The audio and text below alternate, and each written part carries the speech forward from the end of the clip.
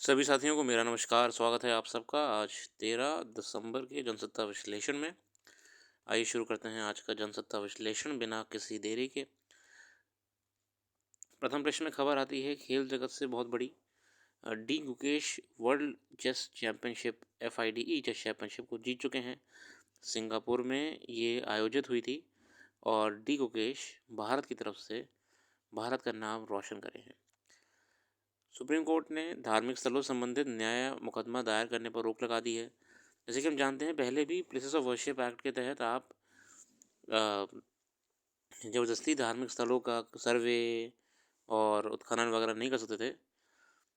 अब इसको लेके सुप्रीम कोर्ट ने मना ही कर दिया कि अब ज़बरदस्ती कोर्ट्स एंटरटेन ना करे ऐसी प्लीज़ जिसमें धार्मिक स्थलों की खुदाई सर्वे की बात करी जा रही हो, क्योंकि इसे धार्मिक सौहार्द बिगड़ता है। शुरू करेंगे आज का संपादकीय कल मेधा में। बेंजामिन फ्रैंकलिन साहब कहते हैं, धन से आज तक किसी को खुशी नहीं मिली। व्यक्ति के पास जितना अधिक धन होता है उसे कहीं अधिक चाहता है। धन रिक्त स्थान को भरने के बजाय शून्यता पैदा करता है। आज का प्रथम संपादकीय है जलवायु पर बढ़ता संकट के जिम्मेदार। ये लेख लिखा है रविशंकर साहब ने। रविशंकर साहब कहते हैं, हाल ही में बाकू में हुए संयुक्त राष्ट्र जलवायु सम्मेलन यानी कि साथियों COP29 संकट निपटने की शिक्षा दिशा में कोई ठोस निर्णय न हो पाना दुर्भाग्यपूर्ण है। सम्मेलन के अंत में जो हासिल हुआ उससे ही साबित हुआ कि वादों और वास्तविकता के बीच की खाई आज भी विकसित और विकासशील देशों के बीच बहुत गहरी है। सम्मेलन में जरूरी कुछ बड़ी और अहम घोषणाएं हुई, लेकिन उनसे उम्मीद की जाने वाली तत्कालिक और ठोस कार्रवाई का अभाव स्पष्ट रूप से दिखाई दिया। दशकों से चले आ रहे सम्मेलनों के बावजूद जलवायु संकट दूर करने के लिए सभी देशों की हिस्सेदारी और जिम्मेदारी तय नहीं हो पा रही है। यही वजह है कि COP29 सम्मेलन में विकासशील देशों की चिंता और नाराजगी को भारत ने आवाज़ दी है। उसने सम्मेलन में वैश्विक दक्षिण देशों का नेतृत्व करके अमीर देशों को आईना दिखाया है। बहरहाल बाकू में आयोजित सम्मेलन में लंबी जद्दोजहद के बाद सबसे बड़ी घोषणा न्यू कलेक्टिव क्वांटिफाइड गोल के रूप में सामने आई है। साथ ही वैसे तो देखिए बाकू जो COP29 का मीटिंग हुआ था इसमें कुछ बढ़िया रहा नहीं। देशों की सहमति बनी नहीं। छोटे देशों के साथ दबाव डाल रहे थे। मैंने इसको लेकर पुरानी वीडियोस कवर करी हैं। आप जाके देख सकते हो पुरानी वीडियोस में मैंने बहुत डिटेल में कवर करा है। एक नए फ्रेमवर्क की यहाँ पे बात करी गई है, न्यू कलेक्टिव क्वांटिफाइड गोल्स, जिसमें अमीर देश 35 तक $300 बिलियन हर साल योगदान करने के लक्ष्य पर सहमत हुए, लेकिन यह रकम गरीब देशों को बेहद कम लगी और इस पर सवाल उठाया 45 गरीब देशों के समूह ने। बेसिकली ये कहा गया था कि डेवलप्ड नेशंस तो अपना डेवलपमेंट करके आगे निकल गए हैं। उद्योग चला चला के प्रदूषण कर करके उन्होंने अपने आप को अमीर और रिच बना दिया है। इनको अब ये जो लॉजिक है इनको कंपनसेट करना चाहिए डेवलपिंग नेशंस को, जिनके ऊपर दबाव बनाया जा रहा है कि वो इंडस्ट्रीज़ में ना जाएं, रिन्यूएबल एनर्जी पर जाएं और ग्रीन ट्रांजिशन का सहारा लें। अब ग्रीन ट्रांजिशन का मतलब है बहुत ही कॉस्टली इंफ्रास्ट्रक्चर है ग्रीन ट्रांजिशन का, सोलर बेस विंड वगैरह।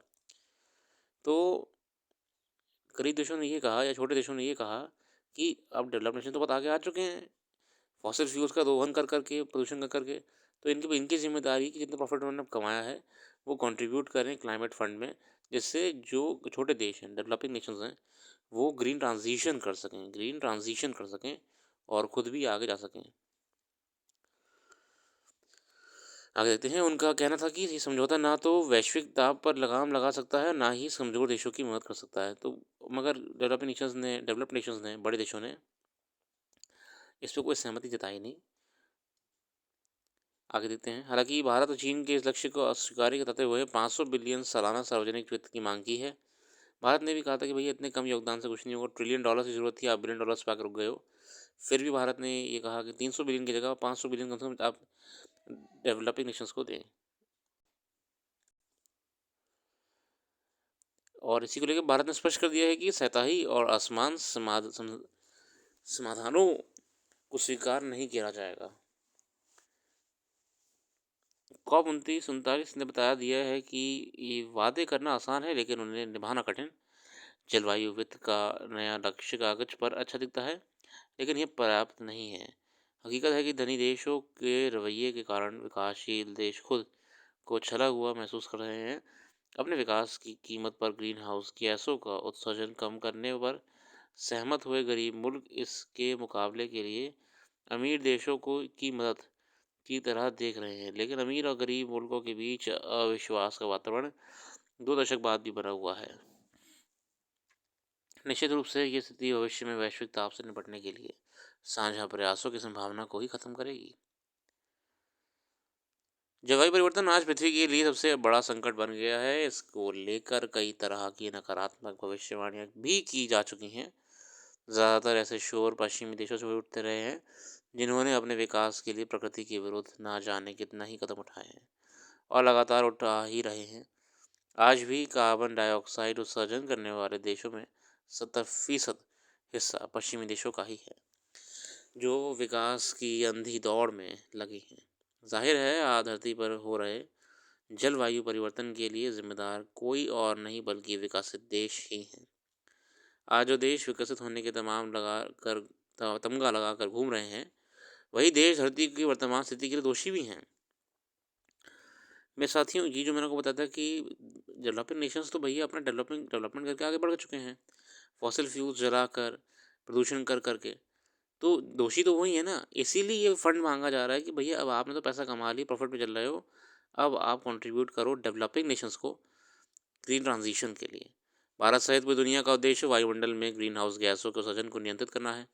कार्बन उत्सर्जन में अपनी सीमित भूमिका होने के बावजूद इसे रोकने के लिए भारत अपनी ओर से हर स्तर पर काम कर रहा है। लेकिन इस मामले में विकसित देशों में अपनी जिम्मेदारी दूसरों पर थोपने की प्रवृत्ति आम रही है। बेशक बाकू में जलवायु संकट पर गंभीर मंथन हुआ, पर समस्या की गहराई को समझने की ईमानदार कोशिश नहीं की गई है। यदि जलवायु वित्त पैकेज पर सहमति बनती है तो इससे जुड़े मुख्य मुद्दों के समाधान की राह खुलती, लेकिन दुर्भाग्य से ऐसा नहीं हो पाया। यह निर्विवाद सत्य है कि गैसों के उत्सर्जन में कटौती के लिए विकासशील देशों को अपना विकास को धीमा करना पड़ेगा। अब COP30 जो कि ब्राज़ील में होगा, जाहिर है उससे काफ़ी उम्मीदें हैं। ज़रूरी है कि भविष्य के सम्मेलनों में खोखले वादों की जगह ठोस कदम उठाए जाएं। जलवायु परिवर्तन कोई दूर का संकट नहीं है, ये एक गंभीर और वर्तमान चुनौती है जो हर दिन विकराल होती जा रही है। बहुत ही बढ़िया लेख है रविशंकर साहब ने। वर्तमान में जो एक दोगलापन है, एक बायसनेस है ना, इन डेवलप्ड नेशंस का, विकसित देशों का, और जो क्लाइमेट चेंज बॉडीज़ हैं, कॉप कॉप है, UNFCCC है, इनका जो बायसनेस है ना, विकसित देश और विकासशील देशों की तरफ, इसको हाईलाइट करा है। और जो जिम्मेदारियों से भागने का काम बड़े देश कर रहे हैं, जब तक ये होता रहेगा तब तक कोई भी पॉजिटिव क्लाइमेट चेंज को लेके इनिशिएटिव नहीं लिया जा सकेगा। अगला आर्टिकल है युद्ध का विरुद्ध, इजरायल और हमास के बीच। युद्ध की शुरुआत है, 1 वर्ष से ज़्यादा बीत चुके हैं। हमास के हमले के जवाब के नाम पर शुरू हुई इजरायली आक्रमण भी अभी भी जारी है, जो इजरायल लगातार अपना आक्रमण कर रहा है फ़िलिस्तीन के क्षेत्रों में।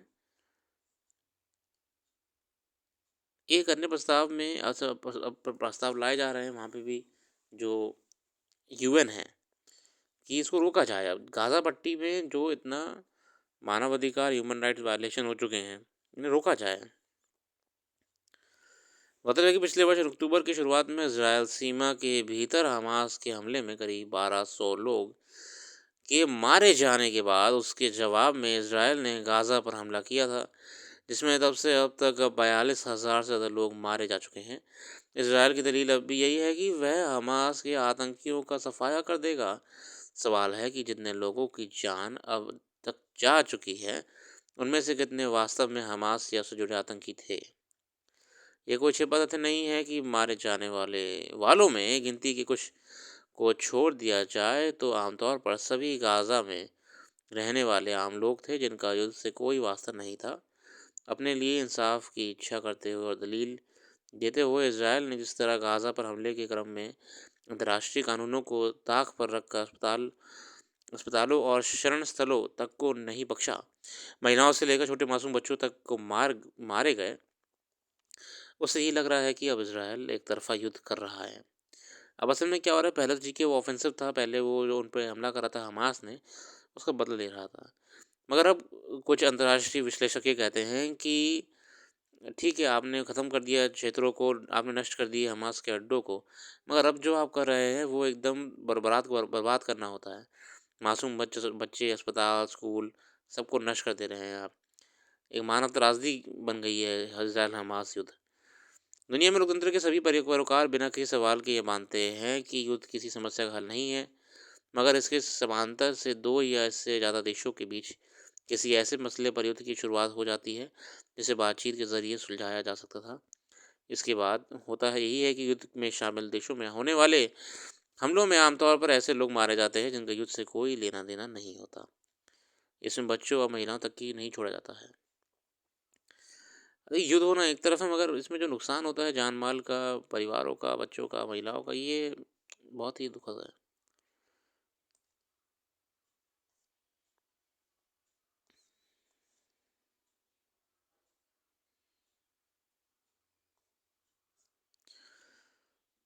इसी के साथ आज के लिए इतना रखते हैं। खुदरा महँगाई पर नवंबर में घटकर 5.48% पर हो गई है, मगर फिर भी खाद्य पदार्थ महँगे ही चल रहे हैं, तो इसमें कोई अ, हर्ष की लहर वाली बात नहीं है।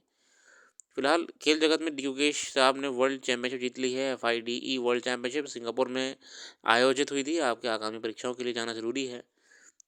डी गुकेश। इसी के साथ आज के लिए इतने रखते हैं। अपना कीमती समय देने के लिए बहुत बहुत धन्यवाद। कल फिर आएँगे एक नई वीडियो के साथ। क्विक एनालिसिस में इतना ही। डिटेल में करंट अफेयर्स पढ़ने के लिए आप हमारी वेबसाइट को विज़िट कर सकते हैं। वेबसाइट का लिंक डिस्क्रिप्शन में मौजूद है। धन्यवाद।